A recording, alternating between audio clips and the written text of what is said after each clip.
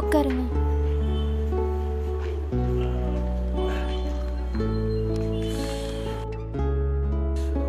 என்னம்மா வைசாலி, ஹாஸ்பிட்டலுக்கு போற நிலைமை வந்துருச்சேம்மா.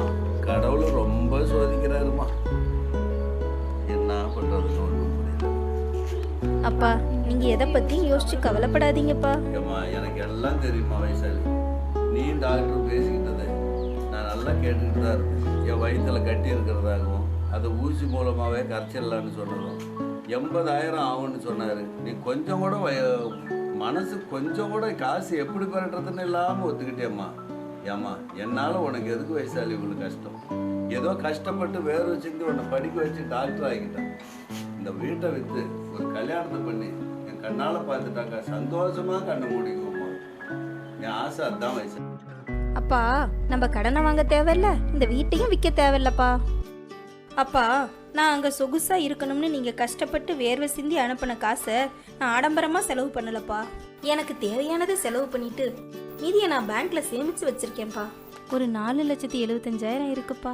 அதை வச்சு நம்ம என் கல்யாணத்தையும் முடிச்சிடலாம், உங்க மருத்துவ செலவையும் பார்த்துடலாம். என்னம்மா சொல்ற வைசாலி, காசு சேமிச்சு வச்சிருக்கியா? ஆடம்பரமா எதுவும் செலவு பண்ணலையாம்மா? நீ என் மகளாச்சே, உன்னை என் மகன்னு சொல்லிக்க நான் கொடுத்து வச்சிருக்கணுமா?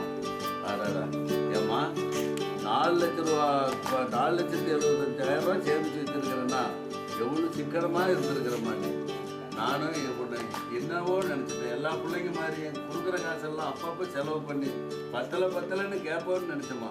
இவ்வளோ இதாக நீ சேர்த்து வச்சிருந்து என்னுடைய உயிரையும் காப்பாற்றுற, நம்ம குடும்ப கௌரவத்தையும் காப்பாற்றுறேம்மா. உன்னை நான் எப்படி பாராட்டுன்னே தெரியலம்மா.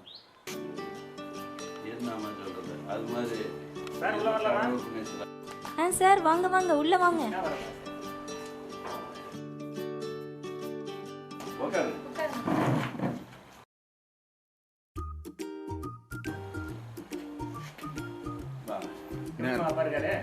ஏதோ புண்ணியத்துல நல்லா இருக்கு.